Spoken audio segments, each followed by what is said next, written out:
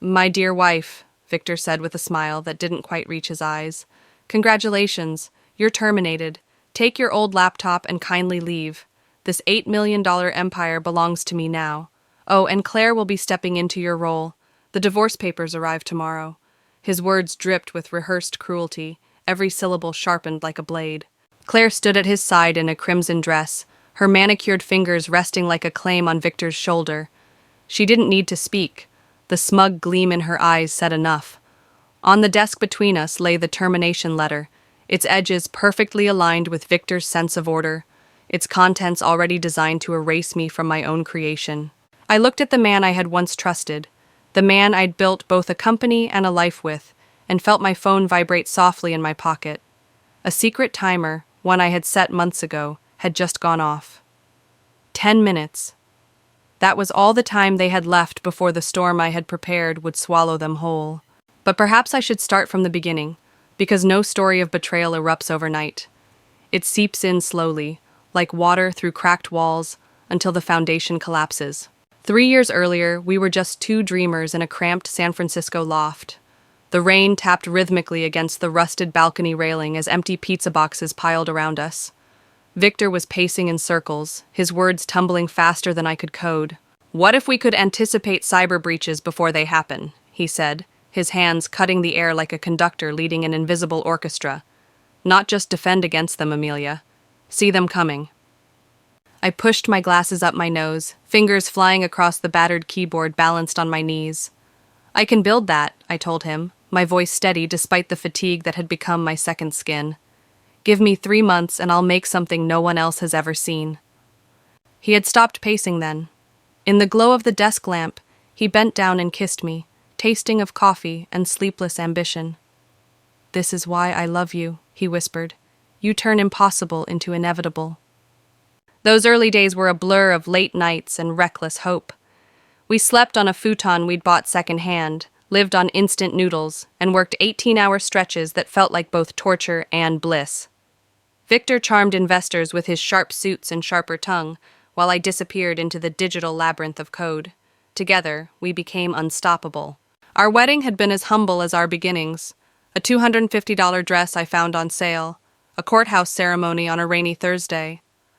Victor had held my hands at the altar and whispered promises no one else heard. Partners in everything, 50-50 in business and in life. Your dreams are mine too. I had believed every word. Within 18 months, our company, Sentinel Core Solutions, outgrew the loft. We moved into a converted warehouse, exposed beams, concrete floors, and the intoxicating hum of servers, breathing life into our dream. We hired our first employees, signed a $1 million contract, and tasted success that once felt impossible. For a time, I thought we were unbreakable, but cracks formed silently. It began with interruptions. In Monday meetings, Victor would cut me off mid-explanation.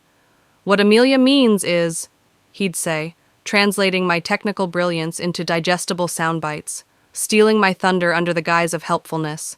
At client presentations, I'd sit silently while he dazzled them with my work wrapped in his words. "She's our behind-the-scenes genius," he'd say with that condescending smile. Behind the scenes, out of sight, convenient. Then Claire arrived. I welcomed her at first, another woman in our boys' club of programmers and salesmen. With her MBA pedigree and perfect resume, she seemed like salvation.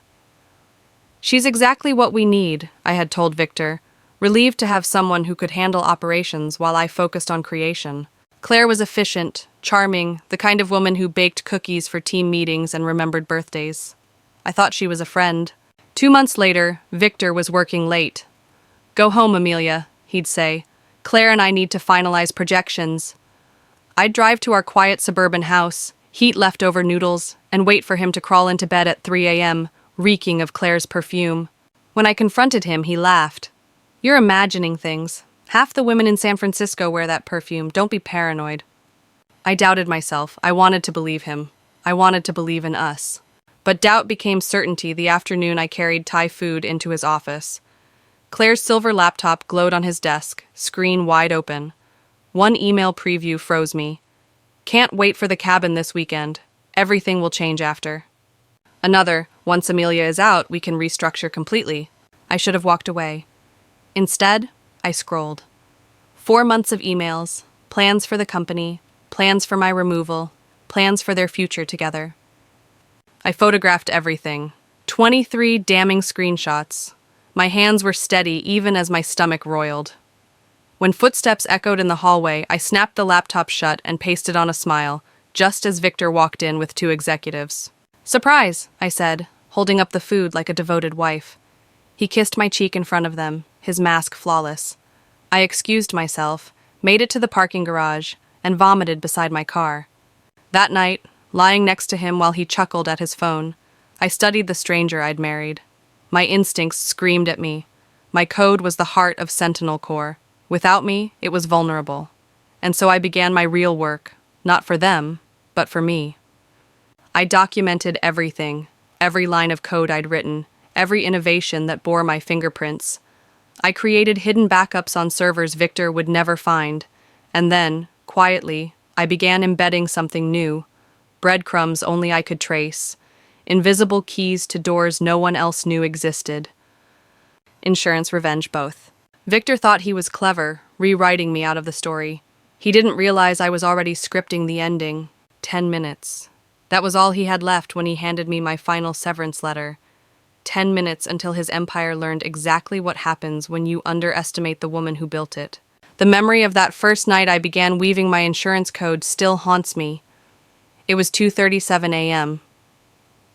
The house was dark, silent except for Victor's steady breathing in the bedroom. I sat hunched over my laptop in the dining room, the glow of the screen the only light in the house. My fingers moved without hesitation, embedding small, invisible traps deep inside Sentinel Core's architecture, tiny lines of logic that looked harmless, but, together, could unravel everything if triggered. It wasn't destruction. No, destruction would have been easy. What I created was far more elegant. Vulnerabilities disguised as quirks, delays masquerading as glitches. To the untrained eye, nothing was wrong. To me, each subtle adjustment was a note in a symphony of controlled chaos. By dawn, my coffee was cold and my eyes burned from exhaustion. But the first phase of my plan was alive. I still went to work every morning, still smiled at employees who avoided my gaze as if my very presence was contagious. I endured the board meetings where Victor cut me off, where Claire's voice chimed in with her helpful clarifications. I recorded everything, Victor presenting my ideas as his, Claire carefully twisting narratives to cast me as unstable. Sometimes I wondered if I was losing my mind. That's why I started seeing Dr. Lena Cho, a therapist across the bay. I paid cash, used a fake last name, and told her everything. She looked me in the eye after I showed her the photos of Victor and Claire's emails. "Amelia, this isn't paranoia," she said softly. "This is betrayal layered with gaslighting. You're not imagining it. They're rewriting your reality to erase you." Her words gave me clarity. If they wanted to write me out, I'd write myself back in, permanently. The worst moments were the company gatherings. That December, Victor threw a holiday party in a glittering downtown venue. He stood tall in his tailored suit, champagne flute in hand, while Claire hovered near him, radiant in emerald silk. "I want to toast my brilliant team," Victor declared, raising his glass. "Sentinel Corps wouldn't be where it is today without all of you. And of course, we'll never forget Amelia. She was the heart of our technical department." Was, past tense. My stomach clenched, but I smiled, clinking glasses with strangers who already believed the story he'd spun about me. 2 weeks later, I overheard them on a conference call. They didn't realize I had joined early. "January," Victor said. "We'll do it then, clean slate." "Divorce papers same day?" Claire's voice was calm, businesslike. "Rip the bandage off," he replied. I muted my microphone and scribbled notes in my encrypted journal. January. That was my deadline. Every night after that, I worked until dawn, perfecting the code. Sentinel Core's systems had a rhythm, one I knew better than anyone. I built loopholes into its very heartbeat, openings that would only matter if I chose to exploit them. Without me, Victor and Claire were like children playing with matches in a fireworks factory.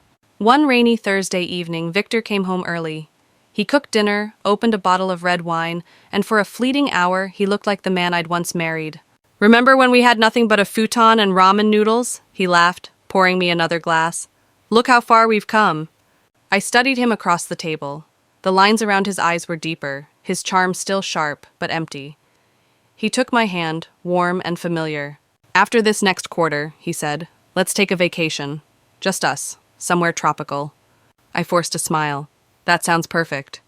But inside, I was ice. His words weren't a promise. They were a performance. One last act in the play of our marriage. Later that night, as he slept soundly beside me, I scheduled the command that would one day bring his empire to its knees. A single line of code, set to activate when I decided. Watching the cursor blink, I whispered to the shadows, "Never underestimate me again."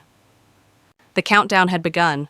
January arrived in a blur of cold mornings and brittle smiles. Every interaction at the office felt like theater. Employees looked at me with polite pity. Claire hovered near Victor like his shadow, and the board members, men who once praised my brilliance, treated me as though I were fragile glass. One day, I walked past the supply closet and overheard two junior developers whispering. "Is it true she had a breakdown in the garage?" one asked. "That's what Claire said," the other replied. "Jacob's been patient, but it's hurting the company. We just need to maintain professional boundaries." Claire had even poisoned their perception of me. I leaned against the cold wall of that closet and realized fully I had already been erased in their eyes. But erasure works both ways. The more they dismissed me, the sharper my resolve became. By mid-January, every safeguard was in place. My documentation was secure, my backups encrypted, my exit strategy flawless. The morning Victor summoned me into his office, I wore the charcoal gray suit I'd worn to our first investor pitch. My armor, my reminder. When Claire placed her hand on his shoulder as he told me I was finished, when he slid the envelope across the desk with that rehearsed cruelty, I didn't flinch. My phone vibrated silently in my pocket. 10 minutes. 10 minutes until the end of Sentinel Corps as they knew it. The world outside Victor's office seemed unchanged. Employees typing at their desks, the low hum of servers vibrating through the floor, the scent of burnt coffee drifting from the break room. But inside me, everything had shifted. I carried my old laptop bag like a relic from another life. Victor thought he was tossing me scraps by letting me keep it, but he didn't know the truth. That machine wasn't just a laptop, it was a vault. Inside, it lived the DNA of Sentinel Corps, the raw code, the blueprints, the invisible fingerprints of my genius. In his arrogance, he had handed me the one tool capable of undoing him. 2 security guards followed me as I walked the hall. Familiar faces, Marcus and Theo, men I'd shared jokes with over morning coffee. Now they avoided my eyes, reduced to escorts for my humiliation. "Standard procedure," Gary from HR had mumbled, as though that excused everything. I made a show of packing. The coffee mug with the faded circuit board print. A photograph of our first tiny office, all smiles and messy hair. The stress ball shaped like a bug my developers had given me after a particularly long week. I left behind the plaques, the awards, the framed first dollar. They meant nothing anymore, stripped of truth. Claire appeared in the doorway briefly, lips curved in a polite smirk. "I hope you'll find peace," she said, voice sweetened with false pity. I didn't answer. My silence was sharper than any words. When the elevator doors closed on me for the last time, I felt oddly calm. Through the glass atrium, I could see the Seattle skyline cloaked in gray clouds. This building, once the temple of our dream, was now just a hollow shell about to collapse under the weight of its corruption. I stepped into the cold January air, my breath visible in the mist, and walked to my car. My phone buzzed. A calendar notification. System maintenance. 10 minutes. My heart rate slowed, not quickened. It was almost time. I sat behind the wheel, laptop bag on the passenger seat, and watched the numbers on my phone clock march forward. 9:08, 2 minutes. The parking garage was alive with echoes, slamming doors, footsteps, the normal pulse of a weekday morning. But to me, every sound was the last breath before the storm. 9:09. I opened the encrypted app hidden in my phone. A single status bar glowed, pending. The crack in the concrete pillar beside my car caught my eye. I remembered pointing it out to Victor the day we moved into the building. "A metaphor," I'd joked. "We'll break through walls together." Now the crack looked like destiny. Inevitable, widening, unstoppable. 9:10. The status bar shifted. Active. A cascade of silent updates filled my screen. Firewall permissions adjusted. Authentication delays extended. Monitoring logs looping every 90 seconds. Backup verifications quietly disabled. Tiny changes, invisible on their own. But together, catastrophe. It was like loosening the bolts of a suspension bridge, one quarter turn at a time, until the whole thing collapsed without warning. I didn't drive away immediately. I wanted to hear it. From across the street, I saw the building's rhythm falter. Developers rushing down hallways, phones ringing more urgently than usual. The receptionist's calm face replaced with panic as she fielded a flood of calls. 9:12, my phone buzzed again. External probe detected, Moscow, right on schedule. The sharks had scented blood. I rolled down my window and listened to the drizzle patter on the roof of my car, the rain mingling with distant shouts inside the building. A strange serenity washed over me. For months, Victor had rehearsed my downfall, staging it for maximum cruelty. But he hadn't prepared for this, the slow, inevitable unraveling of everything he thought was his. Through the glass doors, I saw Victor himself descend from the executive floor. His tie was crooked, his gestures wild, his mask of calm leadership cracking in real time. Claire trailed him like a shadow, her red dress no longer looking powerful, just desperate. My phone vibrated again. Probe successful, London. Probe detected, São Paulo. Database latency 400%. I laughed quietly to myself. Not out of spite, though there was some of that, but out of pure awe. My creation was exquisite, a living system performing exactly as designed. 9:16. Security guards rushed outside, scanning the street as if the threat might be hiding in plain sight. Their eyes slid past me, just another woman sitting in her car, face tilted toward the rain.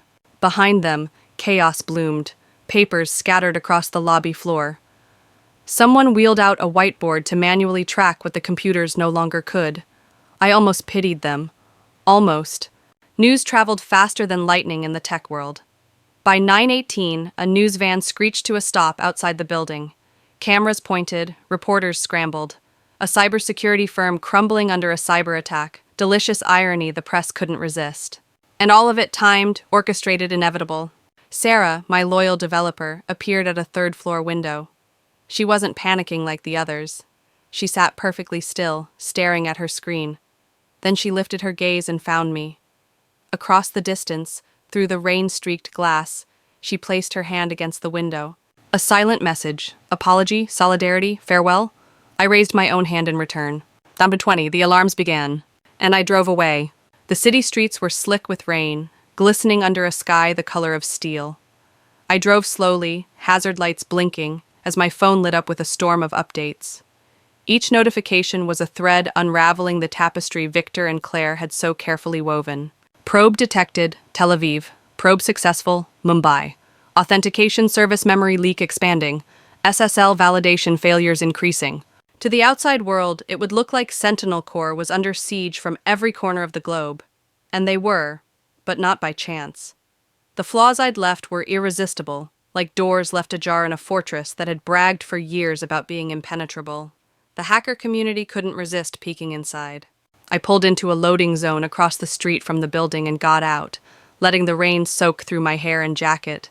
It felt cleansing, liberating.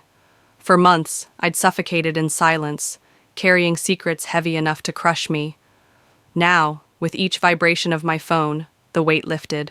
Through the glass atrium, I saw chaos. Developers running between floors, the receptionist furiously typing, Victor pacing, his hand raking through his hair in that old tell of his, the same gesture he'd once made during our startup days when a server crashed or an investor threatened to pull funding. Back then, I'd been the one who fixed everything.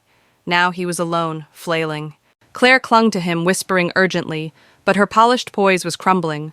She looked like someone trying to bail water out of a sinking ship with her bare hands. 9:22. A police cruiser pulled up, lights flashing against the wet pavement. 2 officers entered the building, their radios buzzing. A second news van screeched to a halt.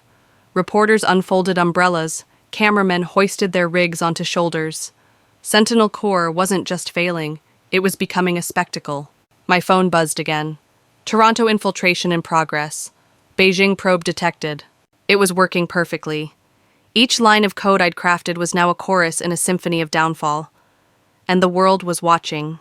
I leaned against a lamppost, face tilted upward into the drizzle. I let the rain sting my skin, let it blur the neon lights, let it wash away the residue of every insult, every dismissal, every stolen idea. For the first time in months, I felt free. Then, movement at the lobby caught my eye. Victor was shouting at someone, his voice muffled by the glass but his rage unmistakable. Claire was beside him, her red dress plastered to her skin from sweat or rain or both. Behind them, someone had dragged a giant whiteboard into the lobby, scribbling frantic diagrams and arrows. They were trying to fight the digital flood with dry markers. It was almost poetic. 9:24. My phone lit up with a call. Richard Thompson, one of our biggest investors. My pulse quickened, but I didn't answer. 12 rings, straight to voicemail. Immediately, the phone rang again. I let it buzz until the sound cut off. Then again and again. Investors, clients, unknown numbers, all of them begging for answers I no longer owed. Finally, curiosity won. I answered one.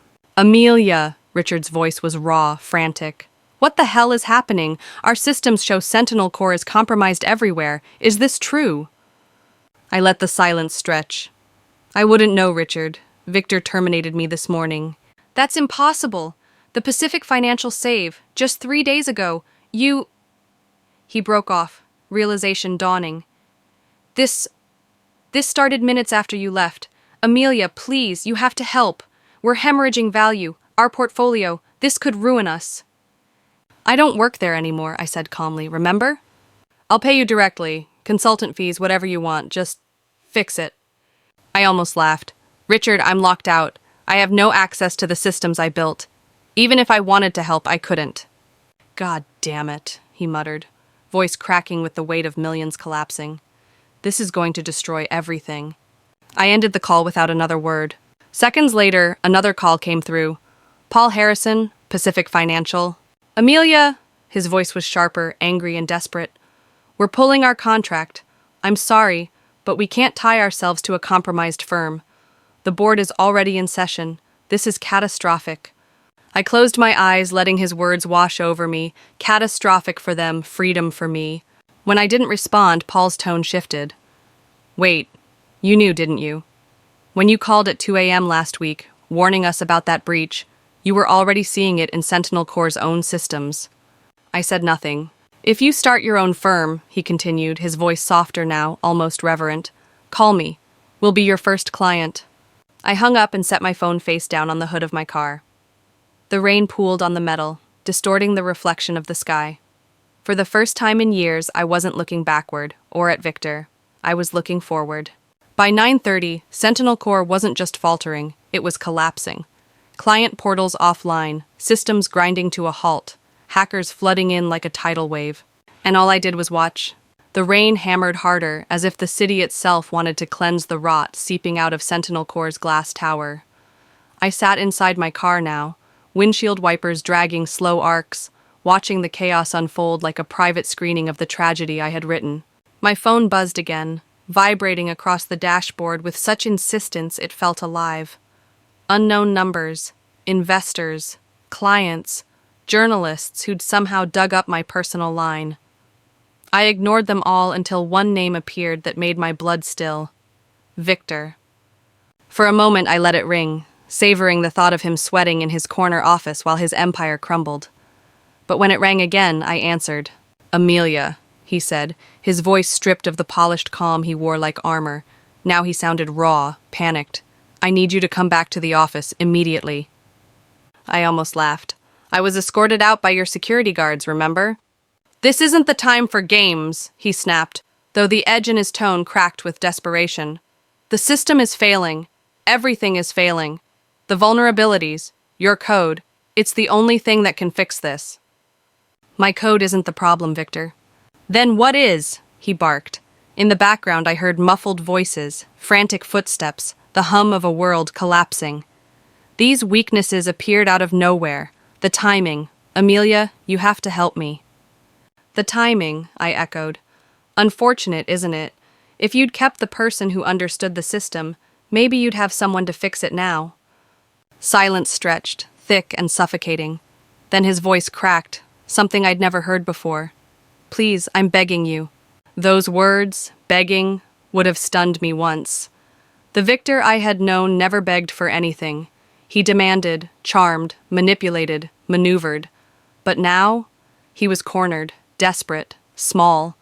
Before I could reply, another voice cut through the line. Claire. "Amelia?" she said, cool and venomous even through the static. "Whatever grudge you have against us, innocent people are paying the price. Dozens of employees, their families, our clients."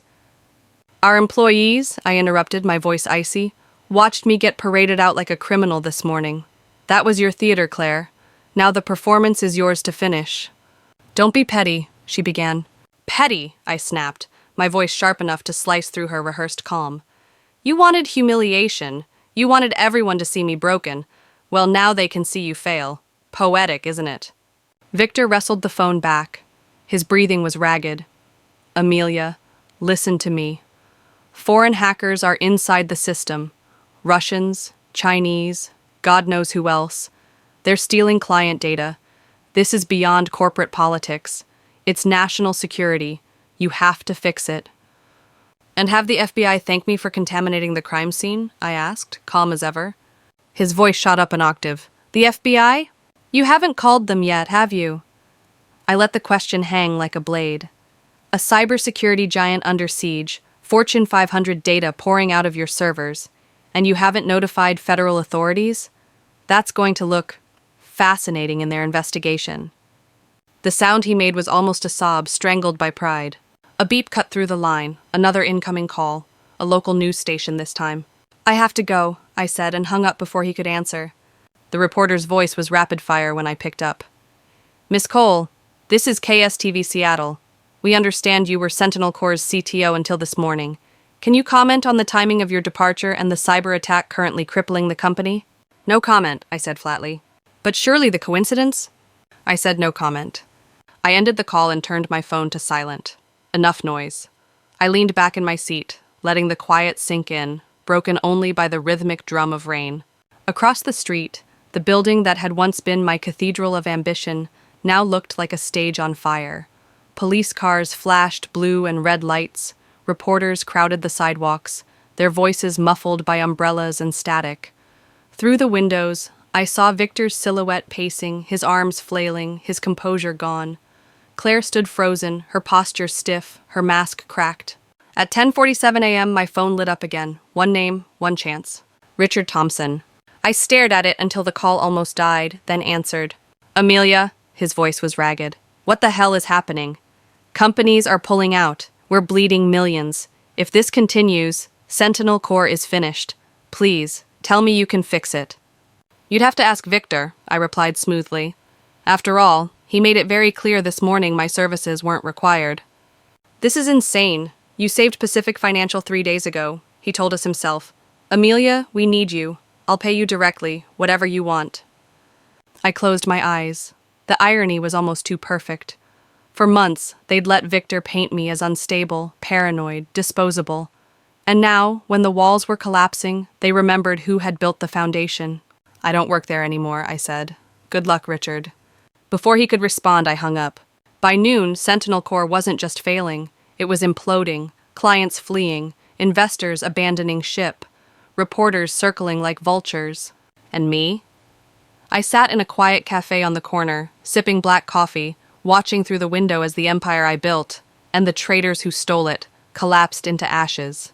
The cafe was warm, a refuge from the storm outside, but my hands were ice against the ceramic mug. The television mounted in the corner was tuned to a local news channel, the volume low yet impossible to ignore. The chyron burned across the screen in bold red. Breaking, cybersecurity giant Sentinel Corps under attack, clients in crisis. Footage from outside the building flickered on screen. Police cars, frantic employees, reporters shouting questions that went unanswered. A young anchor, his tie slightly crooked, leaned toward the camera with a grave expression. Sources confirm that Sentinel Corps' entire infrastructure is being targeted in a coordinated cyber attack. Clients report being unable to access critical security systems. This comes mere hours after the company terminated co-founder and CTO Amelia Cole. Officials have yet to release a statement. The camera cut to Victor outside the glass doors, his suit rumpled, his hair plastered by the rain. For the first time, the world saw him without polish, his jaw clenched, eyes darting like a hunted animal. Claire hovered just behind him, lips pressed into a hard line. My reflection in the cafe window overlapped their image on the TV. Once I would have felt pity, but now all I felt was clarity. My phone buzzed again, vibrating across the table until other customers turned their heads. Calls, dozens of them. Some from familiar names, others just numbers. I didn't answer a single one, until one caught my eye, Pacific Financial. I hesitated, then slid my finger across the screen. "Amelia," Paul Harrison's voice burst through, sharp and breathless. "We're terminating our contract. I'm sorry, but we can't tie ourselves to this disaster." "I understand," I said calmly. "Listen." His tone shifted, softening. "When you called at 2 a.m. last week, you saved us from losing hundreds of millions. You saw vulnerabilities no one else could.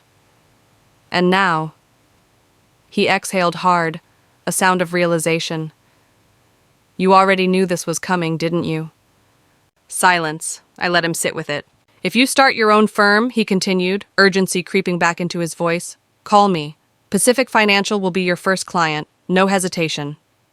Something flickered in me then. Not vengeance, not relief, possibility. I ended the call without a word and stared at my reflection in the darkened phone screen. For the first time since the betrayal began, I wasn't just surviving, I was planning. Outside, sirens wailed, echoing off the wet streets. Another news van screeched to the curb. The cafe's patrons pressed closer to the windows, their faces lit with curiosity and fear. They had no idea they were watching history, my history, unfold. At 11:15 a.m., another call came through. Victor. Against my better judgment, I answered. "Amelia," he said, voice cracking, "please, you have to come back. We're losing everything." I stirred my coffee slowly. "Funny. This morning you said everything was yours now. Claire would take my place, remember?" "That was a mistake," he said quickly, words tumbling over each other. "You were never replaceable. The board, the clients, they're all pulling out. But if you come back, we can fix this. We can fix us." I almost laughed. "Us? There hasn't been an us in a long time, Victor. You made sure of that." "Amelia?" His voice broke entirely now. "Please. I'll give you anything. Full control of the technical side, board approval, equity, just name it." For a heartbeat, I considered it. Not for him, not for Claire, but for the platform, the creation I had poured my soul into. It deserved better than to be left to rot in his hands. But not yet, not like this. "I'm afraid your timing is unfortunate," I said, echoing the words he had once used to dismiss me. Then I ended the call. The cafe door opened, letting in a rush of cold air and wet footsteps. Two men in suits entered, shaking rain from their shoulders. They carried briefcases, their badges flashing briefly as they paid at the counter. FBI. I smiled into my coffee. The investigation had begun. By noon, Sentinel Corps was no longer a company. It was a cautionary tale unraveling live on every major network. The stock ticker scrolled across the bottom of the screen. $47 at open, now $12 and falling. Commentators debated how such a cutting-edge security firm could collapse so spectacularly. I knew the answer, and so did Victor. By the time the church bells downtown tolled 1 o'clock, Sentinel Corps wasn't just collapsing, it was disintegrating in real time. The cafe's television switched to national coverage. A polished anchor with lacquered hair leaned toward the camera, her voice grave. "Federal authorities are investigating what may be one of the most significant cybersecurity breaches in recent history.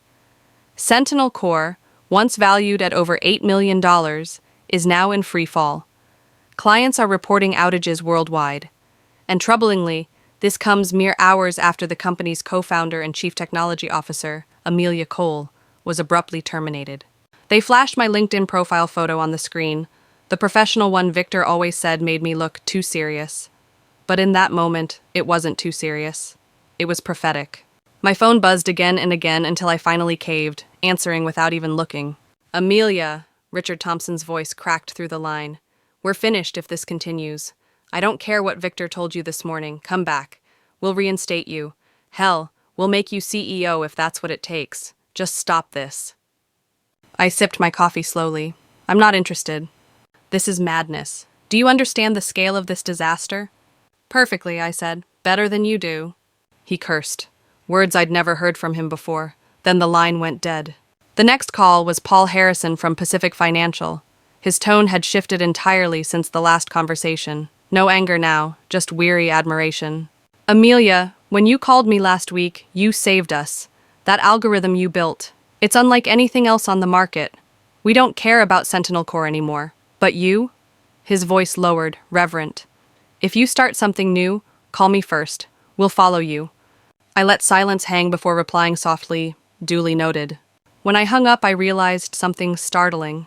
For months, I'd been thinking only of survival, of revenge, of justice.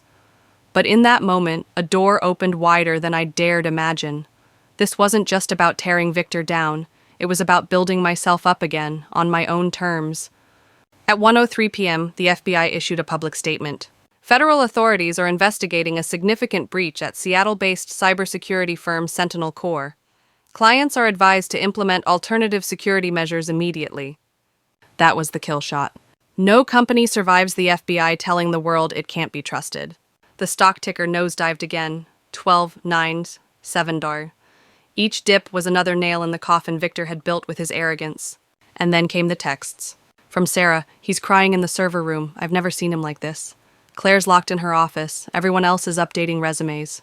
From Tom, one of the security guards who had escorted me out just hours earlier. Amelia, I'm sorry. We all knew it was wrong. Watching him now, he's getting what he deserves. By 2:30 p.m., headlines from around the world rolled in.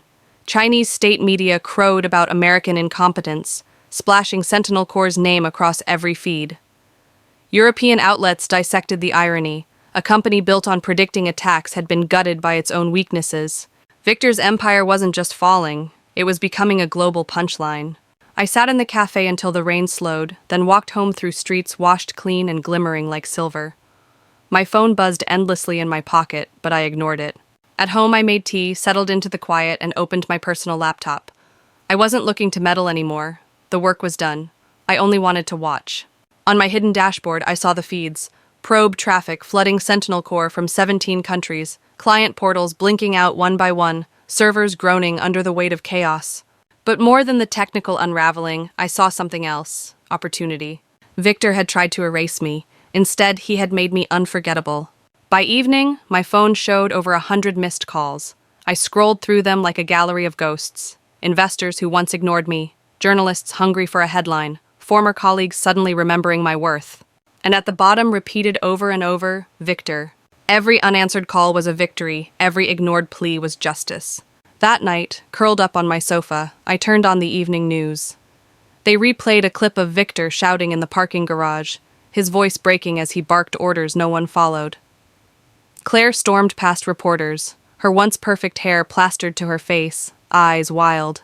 The anchor's words cut sharper than anything I could have scripted. The question tonight is clear. How did Sentinel Core, hailed as the future of cybersecurity, collapse in a single day? Many point to the absence of one woman, the co-founder whose vision and code built the platform from the ground up. They showed my photo again, my name in bold letters beneath it. Amelia Cole, the missing architect. And for the first time in a long time, I smiled without bitterness. The next morning, I woke to silence. No Victor pacing, no Claire's perfume clinging to the sheets, no team waiting for me to rescue them. Just my own breathing, the steady hum of my refrigerator, the Seattle rain tapping gently against the windows. For a moment, I lay still, cocooned in the stillness. Then my phone lit up on the nightstand, 123 missed calls, 47 voicemails, and a flood of messages.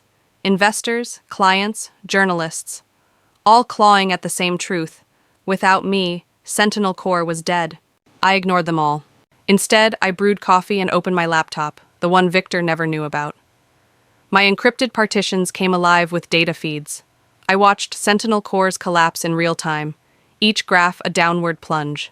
Client exodus, revenue implosion, stock freefall, and tucked neatly in another folder, the documentation I'd collected, emails, screenshots, recordings, proof of their betrayal. Proof of the embezzlement schemes Victor and Claire had woven under the company's nose. Even if by some miracle Sentinel Corps survived the technical implosion, the FBI investigation into their finances would be the final nail.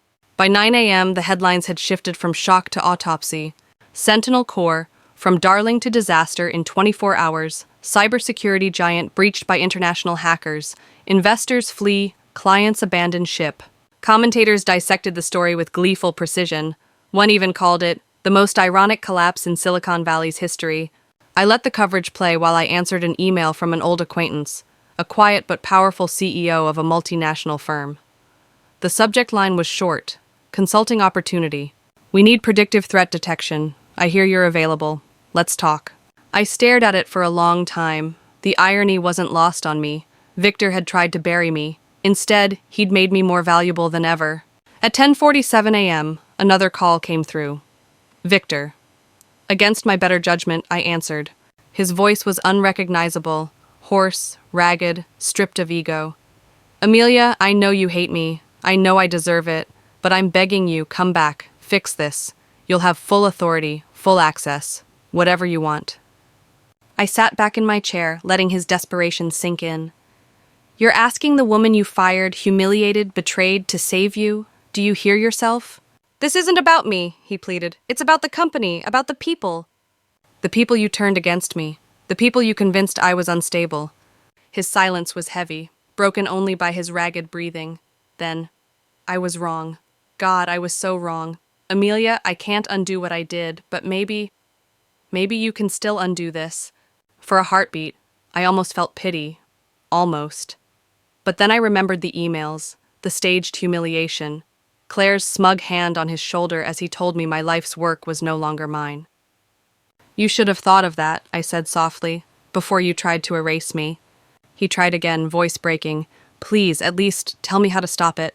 I smiled, though he couldn't see it. Victor, if you can't even recognize the problem, you were never qualified to lead in the first place. And then I ended the call. By noon, the FBI made their move. A press release confirmed financial irregularities had been uncovered in Sentinel Corps' records, phony vendors, shell companies, false invoices. The very paper trail I'd collected months ago now blazed across the headlines. Claire's name was mentioned alongside Victor's, her operational excellence exposed as a cover for embezzlement. I leaned back in my chair, sipping my coffee as the story exploded. They had destroyed my marriage, my reputation, and my company.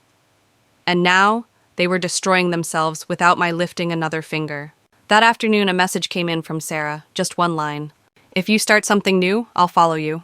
For the first time in months, I let myself cry, not from anger or grief, but from the sheer release of knowing I had survived, and I was no longer alone. The days that followed were a blur of headlines, chaos, and opportunities. Sentinel Corps' collapse dominated every news cycle. Tech blogs, business journals, even late-night talk shows couldn't resist the irony. A company built to predict cyber attacks had been destroyed by its own vulnerabilities. The stock fell to $3.42 by the end of the week. Commentators called it the most rapid implosion of a mid-sized tech firm in a decade. Investors who once fawned over Victor's charisma now tore him apart in interviews, painting him as reckless, arrogant, blind. Claire's name was dragged alongside his, every article reminding readers that the so-called head of operations had been a central figure in the downfall. Meanwhile, my inbox overflowed. David Chen, CEO of GlobalSec, emailed me personally. We'd like to retain you for an immediate security audit. Daily rate? Name your price. Then another, from an international bank. Your work at Pacific Financial didn't go unnoticed. Can we schedule a call? Each message was a reminder. Victor had tried to erase me, but instead, he had made me infamous. In tech, there are two kinds of names, forgotten and unforgettable. I had become the latter. I converted the study in my house into a real office. Gone were Victor's leather-bound books and glass awards, the props he used to impress investors. In their place, I set up 3 curved monitors, a new server rack, and shelves filled with my own notebooks, the real history of Sentinel Corps written in my hand. I registered a new LLC under my maiden name, Aegis Solutions. The name meant shield, protection. It wasn't just a company, it was a promise. The first client signed within 48 hours. GlobalSec wired me a retainer so large I stared at my bank account for 10 minutes before believing it was real. My second client followed within a week. By the end of the month, I was turning down work because I couldn't handle the demand. And every call ended the same way. Amelia, we trust you. Not your company, not your old brand. You. The irony was too sharp to ignore. Victor's betrayal, Claire's scheming, the board's silence. All of it had made me a legend. The woman they underestimated had become the only one the industry trusted. But not all messages were hopeful. Victor tried again. One night, long after I'd shut down my systems, I found him standing on my porch. His hair was unkempt, his eyes hollow. He looked nothing like the man who once charmed investors with a smile. "Can we talk?" he asked, voice trembling. "We have lawyers for that," I replied coldly. "Not about the divorce," he whispered. "About Sentinel Corps."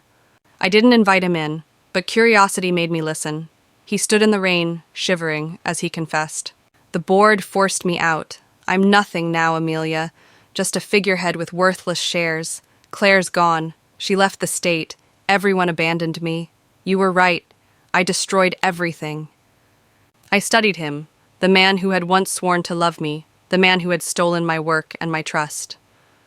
"And now you want what? Forgiveness?" "No," he said softly. "I just wanted you to know. I finally understand what I threw away." For a flicker of a moment, I almost pitied him. But then I remembered the emails, the laughter, the humiliation of being escorted out like a criminal. "You cut out the soul of the company," I said, "and now you're surprised it died." His eyes filled with tears, but I felt nothing. When I closed the door, I knew it was the last time I would ever see him. The next morning, headlines confirmed what I already knew. Sentinel Corps was filing for bankruptcy. Its assets, servers, patents, office leases, would be sold at auction for pennies on the dollar. Victor was finished. Claire had vanished. And I was just beginning. That evening, Sarah called. "We're done here," she said. "The office is empty. They're changing the locks tomorrow." Her voice cracked. "But if you start something new, Amelia, we'll follow you. All of us who mattered. We'll follow you anywhere." I stood on my balcony, glass of wine in hand, watching the Seattle skyline shimmer in the wet twilight. Somewhere in that maze of lights, the ghost of a company lingered, a shell of what I had built. But I wasn't mourning anymore. I was planning. 3 months after Sentinel Corps' implosion, the Seattle skyline looked different to me. Not because the city had changed, but because I had. For the first time in years, I wasn't tethered to Victor's shadow, to board politics, to being silenced in rooms where I once held the answers. I was my own name now, Amelia Cole, and that name carried weight. Aegis Solutions was thriving. What had started as a home office with 3 monitors and a server rack had grown into a buzzing operation. Clients came not just from Seattle, but from New York, London, Singapore. Each contract was bigger than the last. Each CEO, CIO, and investor said the same thing. "We don't trust companies anymore. We trust you." I hired carefully. Sarah was the first, loyal, sharp, steady as always. Then Marcus from the old dev team, the one who used to bounce ideas off me before Claire's poison seeped into the culture. Others followed, trickling in one by one, the ones who had truly believed in me, not in Victor's charisma. We built something new together, leaner, smarter, and transparent to the core. No more corporate theater, no more power games, just innovation and truth. And yet, sometimes late at night, I found myself scrolling through the news about Sentinel Corps' death spiral. One evening, a tech blog ran a piece titled, "The Rise and Fall of Sentinel Corps, Ego versus Expertise." Anonymous employees had spoken to the press. I recognized Sarah's phrasing in some of the quotes. Victor undermined her brilliance until he convinced us she was unstable. It was only after she was gone that we realized the company was breathing because of her. The comments section was brutal. Classic case of arrogance. Never fire your architect. They tried to erase her, but instead they immortalized her. The Brenda effect all over again, except real. I closed the tab with a small smile.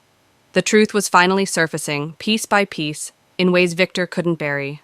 Claire, on the other hand, had vanished completely. Her LinkedIn disappeared. No trace of her in Seattle's tech scene. Rumor placed her in Texas, working at her uncle's car dealership. From executive power plays to selling sedans under fluorescent lights. Somehow, I found that more poetic than any revenge I could have planned. Then came the divorce. Sandra, my lawyer, slid the papers across her desk with a look of quiet satisfaction. "It's done," she said. "The house is yours. He waived claims to your future earnings. The accounts are split evenly. And his shares?" She gave a short laugh. "Worthless." I signed without hesitation, keeping my maiden name. Cole, the name I'd build my empire under. Victor called once after it was finalized. I answered because Sandra advised me to document everything. "I don't want to fight anymore," he said, his voice flat, hollow. "I just wanted to say I'm sorry." "You destroyed everything that mattered to me," I replied evenly. "I know. And now I know what it feels like to lose everything." He paused, his breath shaky. Claire left. The board threw me out. I'm back in Ohio, living with my parents. Do you know what it feels like to walk into the bedroom you grew up in, at 41, after you swore you'd never return? I didn't answer. "Amelia," he whispered, "you were the soul of the company.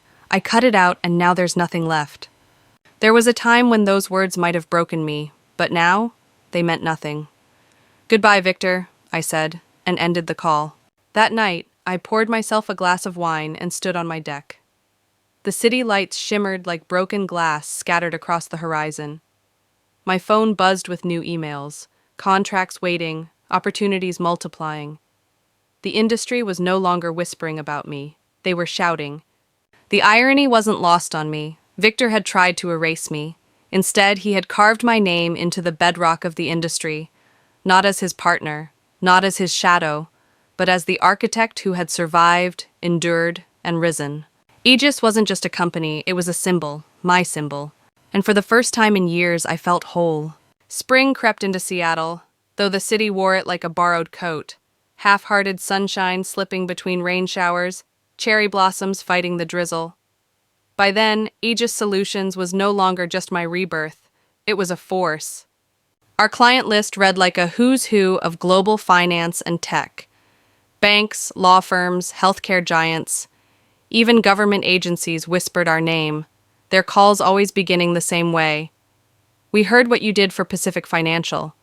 We want that level of foresight." Every contract came with a personal clause. Amelia Cole's oversight required. They didn't trust the brand, they trusted me. It should have felt like pressure, but instead it felt like vindication. For years, Victor had told me I was too technical, that my brilliance needed his charisma to be understood. Now, CEOs who once barely looked my way hung on every word, every diagram I drew on the whiteboard. One morning, I walked into our modest downtown office. Bare concrete floors, plants Sarah insisted on, whiteboards layered with diagrams. My team was huddled around the monitors, eyes lit by data. "We caught it," Sarah said, breathless. "A coordinated attack in Brazil. Their system never even blinked." Cheers erupted. For a moment, I just stood there, watching the people who had once doubted me now thrive under my leadership. My leadership, not Victor's shadow.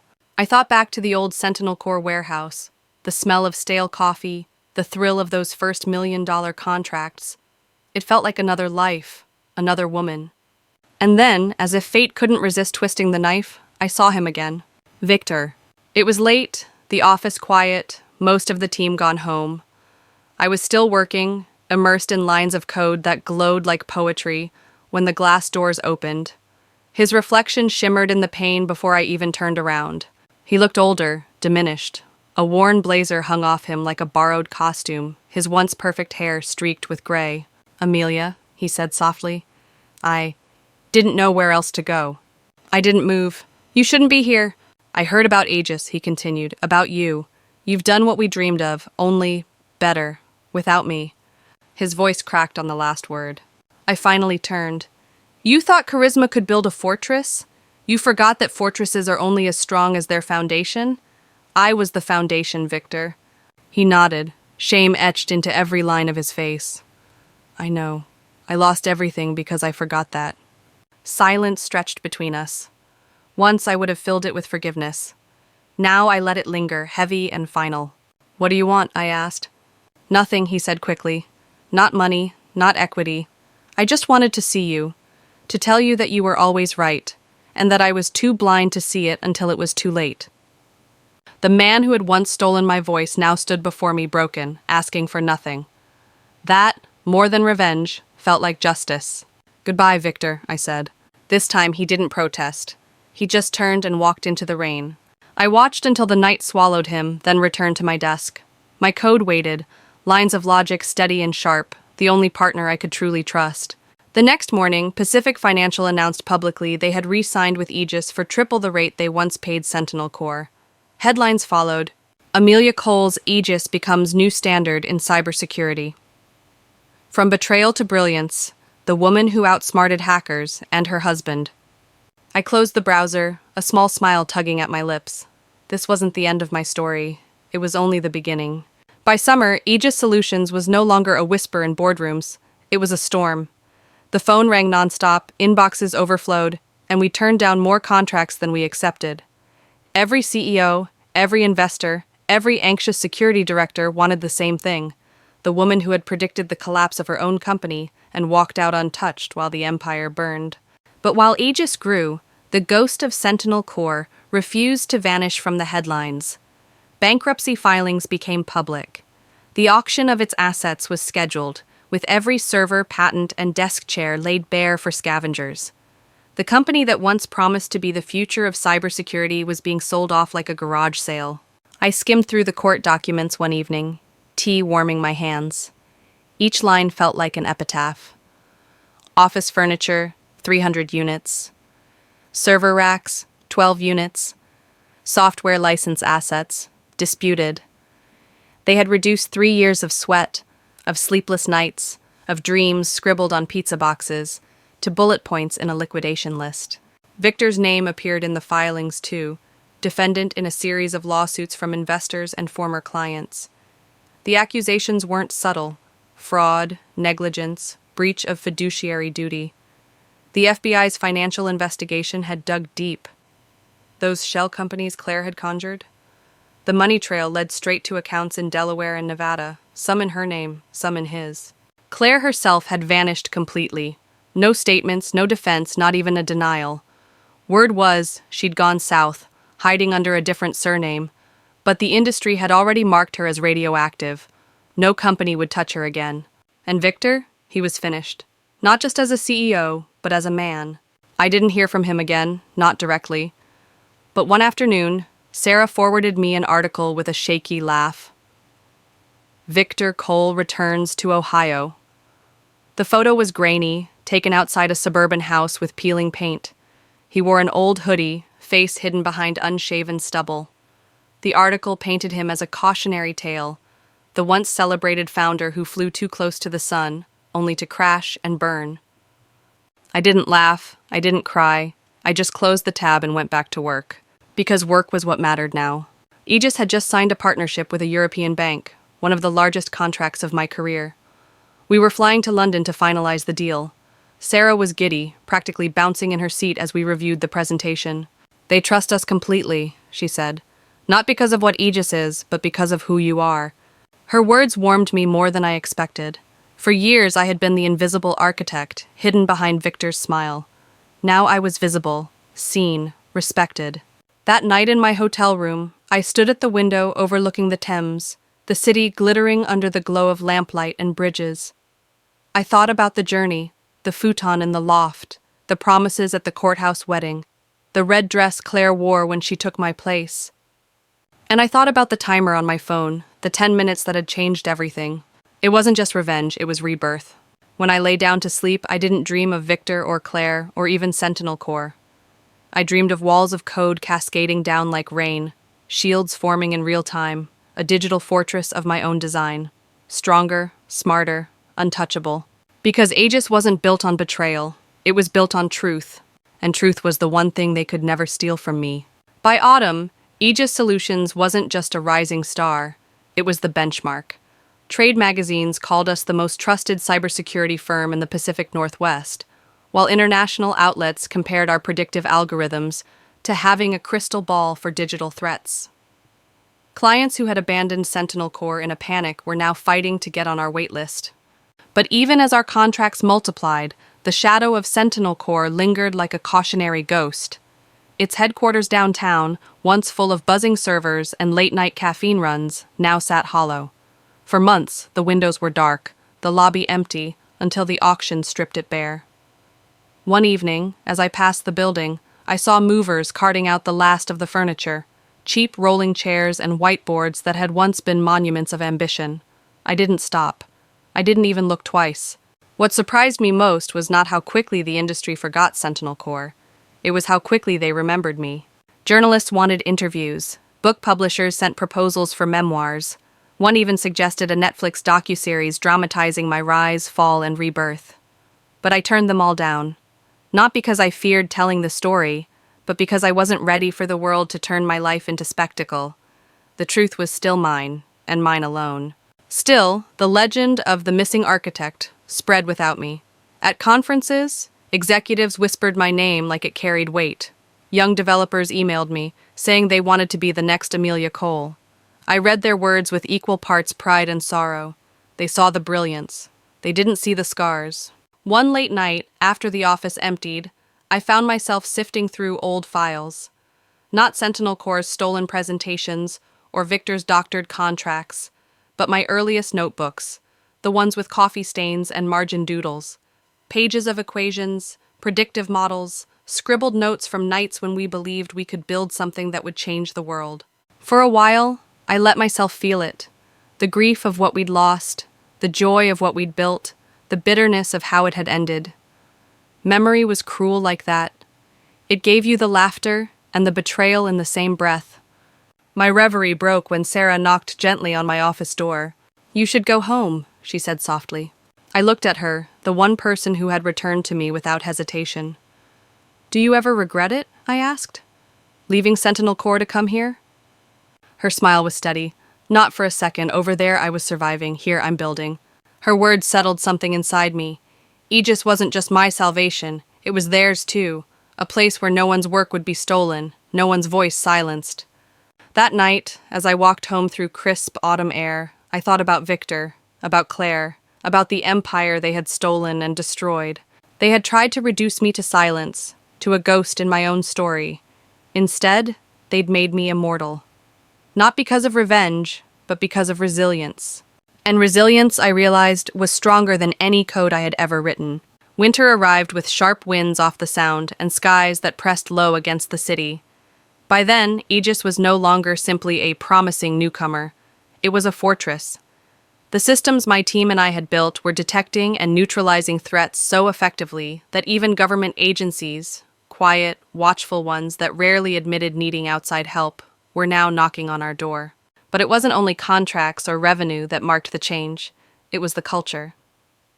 Every day I walked into our modest office, I saw people who trusted each other, who argued fiercely over code but never over credit. The air buzzed with ideas, not politics.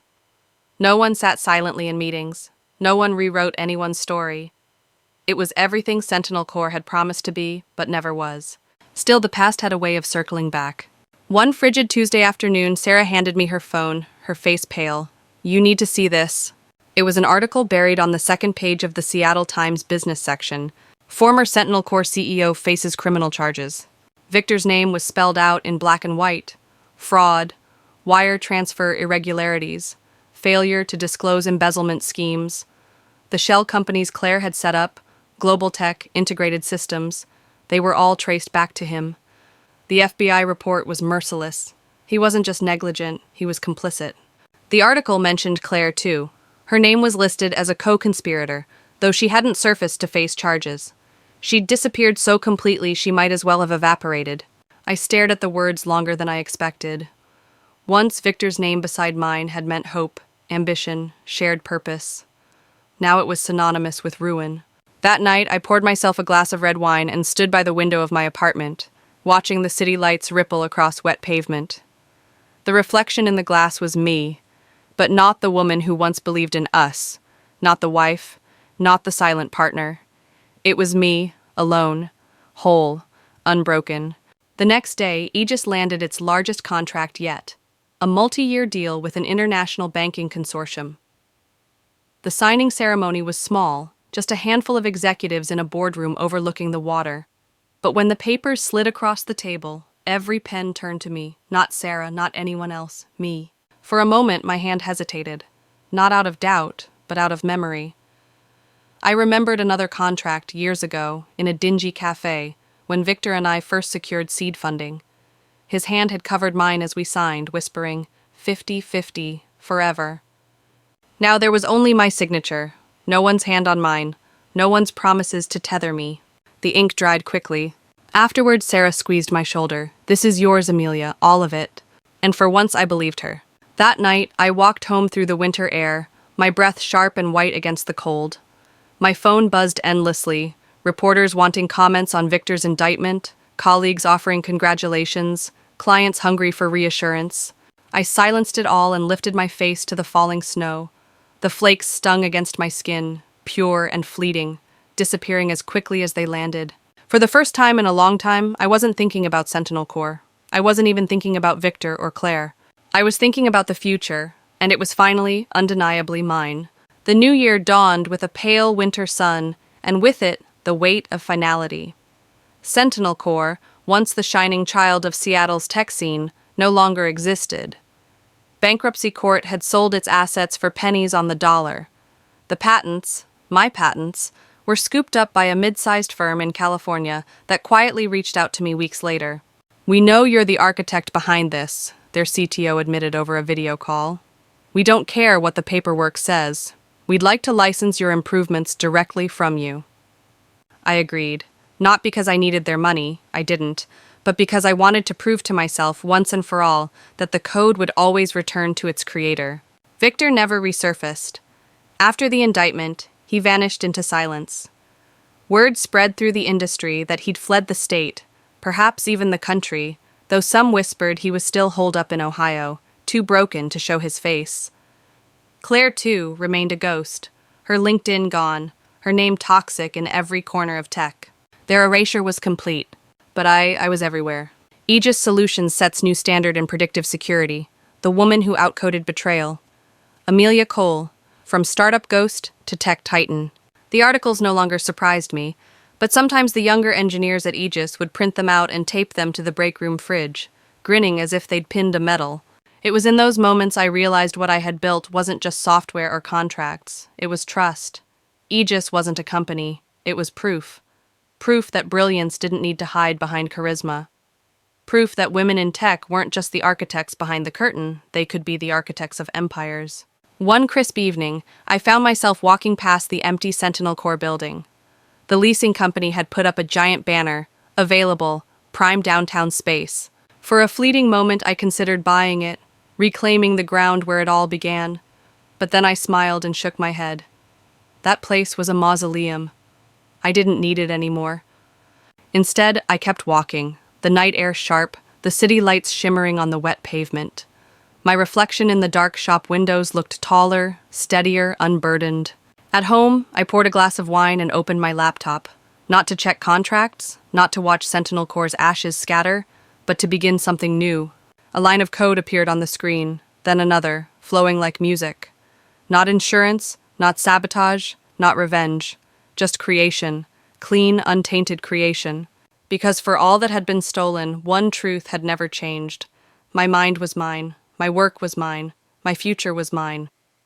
I leaned back in my chair, the glow of the screen illuminating a face no longer haunted, no longer underestimated. And for the first time in years, I didn't feel like I was rebuilding from ruins. I felt like I was building forward. Spring sunlight finally broke through Seattle's endless gray, spilling across the Aegis offices in wide golden bands. Plants thrived along the windowsills, whiteboards overflowed with scrawled equations, and the quiet hum of servers underscored the steady rhythm of keystrokes. The space felt alive in a way Sentinel Corps never had, because here, every idea was valued, every voice heard. The industry now spoke of us with reverence. We weren't the new kids anymore. We were the standard.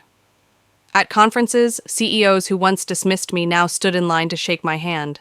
Investors whispered about the Amelia effect, the way clients trusted not a corporation, but the woman behind it. One evening, after a long day of meetings, I stayed behind to tidy up the office. Most of the team had gone home, their laughter still echoing faintly in the hall. Sarah lingered, stacking papers at the front desk. "You've changed," she said suddenly, watching me with a quiet smile. I raised an eyebrow. "Good changed or bad changed?" "Stronger," she said simply. "You used to walk into rooms carrying the weight of proving yourself. Now you walk in knowing you already have." Her words settled deep, heavier than any compliment I'd ever received. But the past, as always, found a way to tap at the window. That night, an email appeared in my inbox. The subject line was bare, almost timid. From Victor. For a moment, I hovered over the delete button, but curiosity pried it open. "Amelia, I don't expect forgiveness. I don't even expect a reply. I only want you to know that I'm leaving this world of tech behind. I ruined what we built, I ruined you, and I ruined myself. But you built something from the ashes.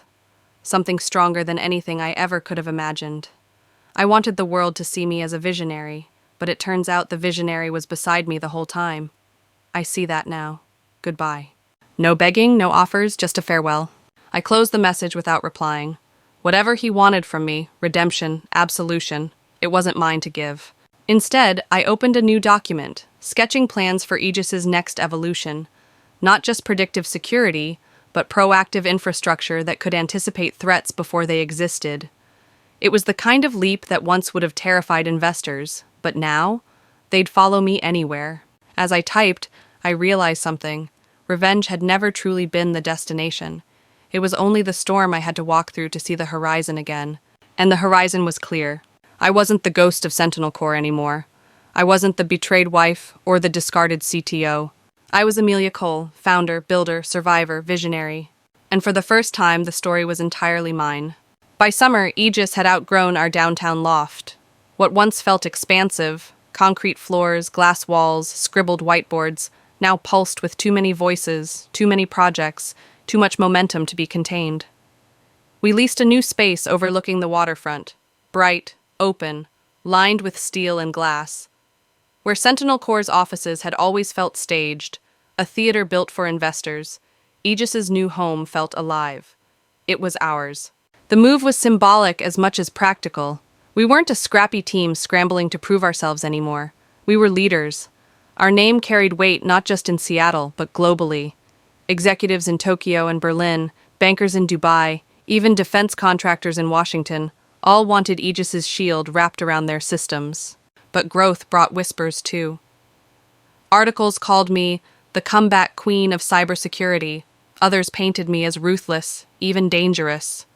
The woman who brought down her own company to rise again. They didn't know the truth, not really. But I didn't correct them. Legends had power. One morning, I walked into the new office to find Sarah waiting with a grin. "You're trending again," she said, spinning her laptop toward me. A headline filled the screen. "Amelia Cole, from betrayal to billion-dollar visionary." Billion-dollar.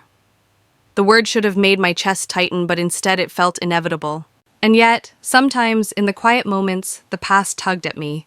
One night, after everyone had gone home, I walked the empty halls of our new building. The air smelled faintly of fresh paint and possibility. But in my mind, I heard echoes. Victor's voice rehearsing investor pitches, Claire's laugh echoing through late-night meetings, memories, ghosts. I stopped at the window, watching the city lights scatter across the sound. Somewhere out there, Victor was living small, faceless, erased. Claire, vanished. Their empire, dust. For a flicker of a second, I wondered if they thought of me. If they told themselves the story differently, Victor painting himself as the tragic visionary, Claire as the loyal strategist betrayed by ambition. Maybe. But it didn't matter. Because the industry knew the truth, or at least the version of it that mattered. And more importantly, I knew the truth. The next morning, Sarah handed me a proposal draft from a government agency. They want us to design predictive defense systems for national infrastructure, energy grids, airports, the works. I skimmed it, my pulse quickening. This wasn't just contracts and clients anymore. This was scale, legacy. "Do you want it?" Sarah asked. I looked at her, then back at the document. "Yes," I said simply. "But not just for the contract, for the story we're writing." She smiled a knowing smile. Because the truth was, I wasn't just building a company anymore. I was building something that would outlive me. And for the first time, the future didn't scare me. It called to me. The government contract changed everything. Overnight, Aegis shifted from a rising star to a household name, whispered in the same breath as defense contractors and tech giants. Our predictive systems were suddenly guarding power grids, airports, and hospitals. Journalists wrote breathless pieces about how a woman who had been paraded out of her own company was now protecting the nation itself. At first, the attention felt surreal. My face appeared on magazine covers, my name cited in congressional hearings as an innovator redefining cybersecurity. Invitations to panels, dinners, and galas arrived daily.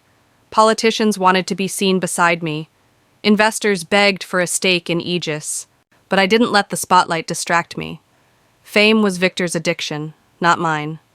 I had no interest in being adored. I wanted to build, to create. Still, one evening, standing on stage at a tech summit in San Francisco, I felt the weight of it. Thousands of faces in the audience, their applause rising like a wave as I spoke about resilience, about foresight, about what it meant to protect a world always one step away from collapse. I saw young women in the front rows, notebooks in hand, eyes shining. They weren't seeing Victor's shadow, or Claire's smirk, or the humiliated woman escorted out by security. They were seeing me. Afterward, a girl barely out of college approached me, her hands trembling. "I want to be like you," she whispered. The words nearly broke me, not from pride, but from the memory of who I had once been, desperate to be heard, to be seen, to be believed. That night in my hotel room, I stared out at the glittering skyline and realized that the revenge had long ago burned out. What remained wasn't rage, it was purpose. Meanwhile, whispers about Victor reached me now and then. A blog mentioned he was spotted working at a small consultancy in the Midwest, giving presentations to high schools about entrepreneurship gone wrong. Claire remained a phantom, her name only surfacing in gossip threads. They were gone, erased. And I was indelible. Back in Seattle, our office thrummed with life. Contracts multiplied. We hired more staff, not just engineers, but researchers, analysts, visionaries. Sarah led operations with the same quiet steel she'd always had, freeing me to focus on what I did best, writing the future into code. Late one night, alone in the office, I opened a fresh document and typed the first line of a new project. Not insurance, not sabotage, not even protection. Something beyond all of that. A system not just to predict threats, but to heal after them. To adapt, to grow stronger with every attempt to break it. As the code scrolled across the screen, I realized I was no longer building in reaction to betrayal. I was building for tomorrow, and tomorrow belonged to me. Autumn painted Seattle in shades of rust and gold, the streets slick with rain and leaves plastered to the pavement. Aegis was no longer just a company, it was an institution. Analysts called us the backbone of predictive security, and contracts arrived faster than we could process them. Our systems hummed quietly across continents, protecting lives I would never see, from threats that hadn't yet been born. Yet even in triumph, ghosts lingered.